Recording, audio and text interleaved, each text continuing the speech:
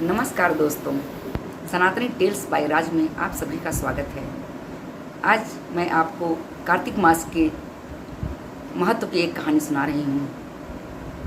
एक समय की बात है, एक दंपति थे, उनकी एक बेटा और बहू थे।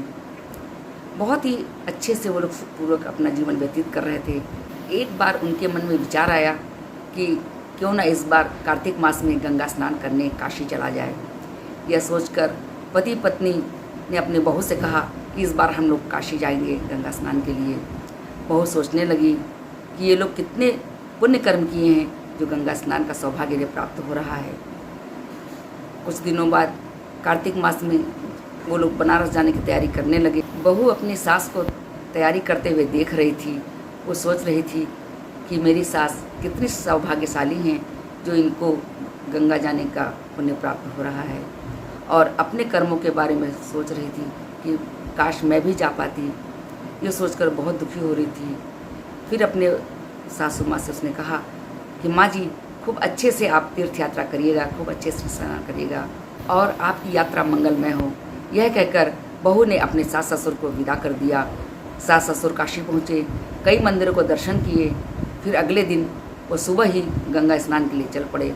गंगा स्नान करते समय सास को ध्यान आया कि अरे, मैंने तो शायद घर में ठीक से तिजोरी अपनी नहीं बंद की थी। ये सोचकर उसका मन नहीं लग रहा था। इतने में उसकी अंगूठी गिर गई और वो और भी दुखी हुई। सोचने लगी, अभी तो मेरा ध्यान घर में था कि सारा मैं खोल करके आ गई और अब मेरी अंगूठी भी गिर गई। वो 2 दिन तक रुकी, परंतु उसका तीर्थ स्थान में मन नहीं लगा। इधर बहू मन में सोच रही थी कि मेरे सास ससुर कितने पुण्यात्मा हैं जो दर्शन के लिए गए हैं और गंगा स्नान कर रहे होंगे। मैंने कोई भी शुभ कर्म नहीं किए हैं। यह सोचकर उसने एक कठौती में पानी भरा और उसमें थोड़ा सा गंगा जल डाल दिया और उसी कठौती में बैठकर स्नान करने लगी। तभी उसके हाथ में कोई कड़ी चीज़ आई। उसने देखा यह अंगूठी है। उसने सोचा ये तो माँ जी की अंगूठी लग रही है, ये यहाँ कैसे आ गई।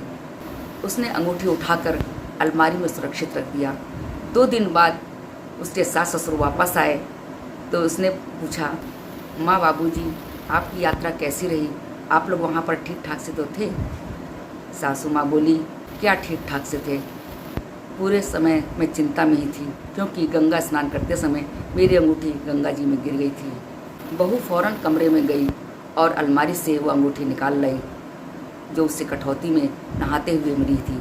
उसने माँ जी को दिखाया और बोली, माँ जी, क्या आप इसी अंगूठी की बात तो नहीं कर रही हैं?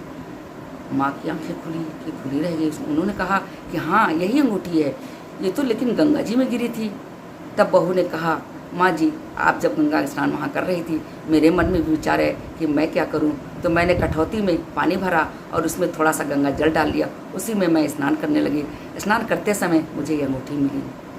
माँ ने कहा कि बहू, तुमने तो बहुत शुभ कर्म किए हैं क्योंकि तुम्हें कठौती में गंगा नहाने से ये अंगूठी मिल गई है, और मेरा मन वहाँ पूरे टाइम नहीं लग रहा था क्योंकि मेरे मन में ये था कि घर का तो पूरा सामान हम खुला छोड़ाए हैं। गंगा नहाते समय मेरे मन में गलत विचार आए, इससे मेरी अंगूठी वहाँ गिर गई, और तुमने निर्मल मन से कठौती में ही स्नान किया, परंतु वहाँ गंगा में गिरी हुई अंगूठी तुम्हें इस कठौती में मिल गई। असली गंगा स्नान तो बहू तुमने किया है, इसलिए हमको तीर्थ स्थान पर जाते समय अपने मन में बुरे विचार नहीं लाना चाहिए।